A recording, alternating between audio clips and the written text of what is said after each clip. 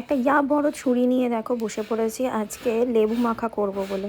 বেশ অনেক দিন ধরেই ভাবছিলাম যে লেবু মাখা করবার। লেবুটা আনা হয়েছিল রবিবার দিন, রবিবার দিনকে এই বাতাবি লেবুটা নিয়ে এসেছিলো মাখা করার জন্য, বাট তখন করা হয়নি। অ্যাকচুয়ালি রবিবার দিন আমাদের বাড়িতে নিমন্ত্রণ ছিল সবার, তো সেই কারণে বাড়িতে কেউ ছিল না, তাই আর করা হয়নি। তো ভাবলাম চলো, অনেকগুলো দিন হয়ে গেছে, বর তো অফিসে বেরিয়ে গেছে, ও তো আর খেতে পারবে না, তো আমরাই বাড়িতে যারা আছে তারাই বসে লেবু মাখা করে নেবো। আর এদিকে লেবু ছাড়াতে গিয়ে তো আমার পুরো মাথাই খারাপ হয়ে যাচ্ছে কোনো রকমে, মানে ছাড়িয়ে টাড়িয়ে, আর এদিকে ছাড়াতে গিয়ে তো আমার পুরো চোখে পিচিত করে এসে লেবুর রস কিছুটা পড়ে গেল।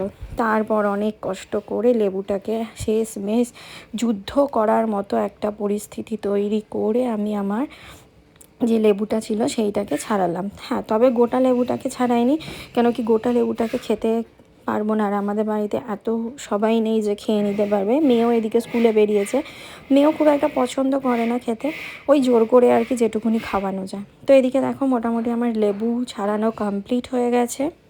আর এদিকে লেবুর কালারটা দেখো পুরো সাদা, লাল নয়। তো যাই হোক, লেবুটা কিন্তু বেশ মিষ্টি ছিল। এদিকে কিছুটা মানে ছাড়াতে ছাড়াতে আমিও একটু একটু করে খেয়ে দেখেছিলাম যে কীরকম, বেশ মিষ্টি ছিল। তারপরে তাতে নুন চিনি দিয়ে ভালো করে মিশিয়ে, আর তার সাথে একটা কাঁচা লঙ্কা, যেহেতু শুকনো লঙ্কা দিইনি, শুকনো লঙ্কা খেলে পেট জ্বালা করার একটা ব্যাপার থাকবে, সেই জন্য একটা কাঁচা লঙ্কা দিয়ে ভালো করে হাতে করে মেখে নিয়েছিলাম। দেখো, চামচে করে মাখাই যায়, কিন্তু চামচে করে মেখে ঠিক পোষায় না, তাই জন্য একটু হাতে করেই মেখে নিয়েছিলাম। মাখার পরে নুন চিনি সমস্ত কিছুই ঠিক ছিল, ঝালটাও ঠিক ছিল, আর টেস্টটা কিন্তু দারুণ হয়েছিল। তোমরা কে কে ভালোবাসো খেতে অবশ্যই কমেন্ট করে জানিও।